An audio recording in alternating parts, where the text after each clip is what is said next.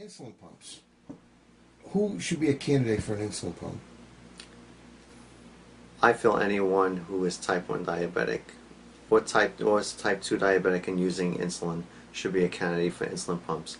But there are some responsibilities that you need to know about.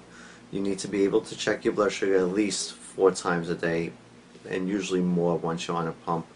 You need to know how to count carbohydrates, and you need to be able to see the screen of the insulin pump and push the buttons. It uses rapid-acting insulin.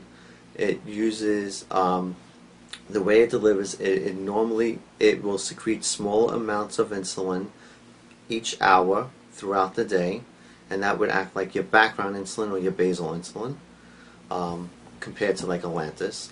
And then when you are going to eat, you would check your sugar and you would enter how many carbohydrates you are eating, and that would give you a short dose, which is like it's called a bolus, and that would cover what your mealtime food level is. Now the ultimate pump isn't here yet.